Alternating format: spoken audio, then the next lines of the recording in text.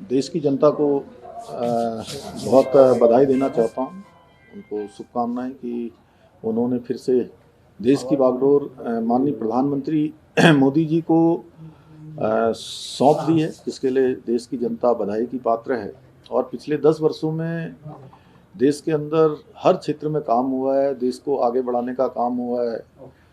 पूरे विश्व के अंदर भारत का मान सम्मान बढ़ा है, गरीब कल्याण की योजनाएं चली हैं, युवा शक्ति, मातृशक्ति, गरीब, किसान, सारे लोगों ने आगे आकर एनडीए और भारतीय जनता पार्टी के गठबंधन को सरकार में आने का अवसर दिया है।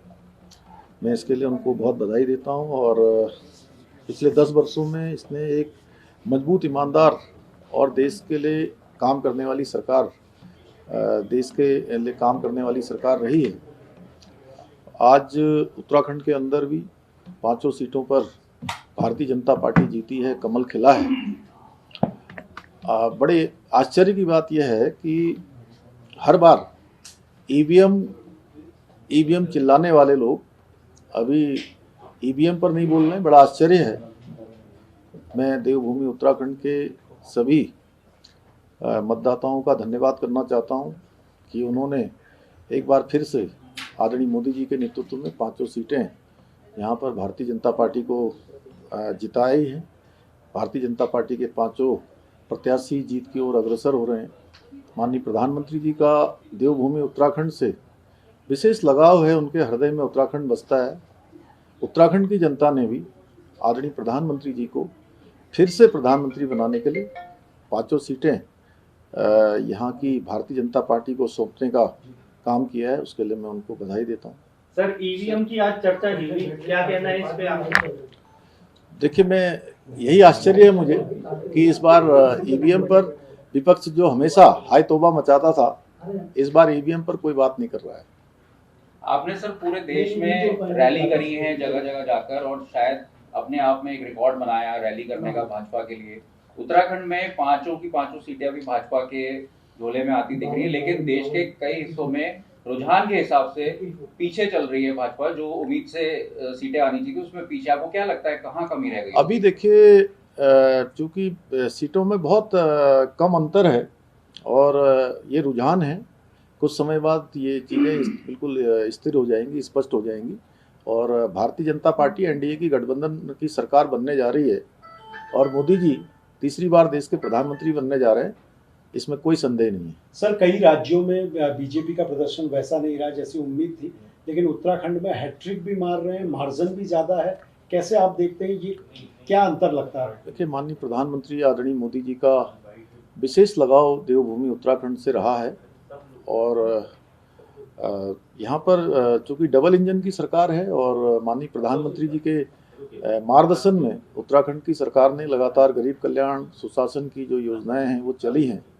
उत्तराखंड में पिछले 10 सालों में अनेक ऐसे काम हुए हैं जिनके बारे में पहले सोचा भी नहीं जाता था, वो सब काम धरातल पर उतरे हैं। देवभूमि उत्तराखंड की जनता ने मोदी जी के प्रति जो उनका प्रेम है, उस प्रेम को प्रदर्शित किया है। और वोट देकर कहीं ना कहीं जिस प्रकार से उनके हृदय में उत्तराखंड बसता है आदरणीय प्रधानमंत्री मोदी जी के, उसी प्रकार उत्तराखंड के लोगों में भी आदरणीय मोदी जी बसते हैं। सर, उत्तर प्रदेश और उत्तराखंड छोटे भाई बड़े भाई की तरह देखे जाते हैं। छोटा भाई तो एग्जाम में टॉप कर गया, बड़े भाई की चीजें कहाँ फंस गई, कहाँ क्या समीकरण आपको लगते हैं? देखिए, चूँकि अभी पूरे देश के परिप्रेक्ष्य में बात हो रही है, तो हर राज्य का अपना अपना समीकरण होता है, अपनी अपनी देशकाल परिस्थिति होती है, उसके अनुरूप चुनाव के परिणाम बदलते रहते हैं।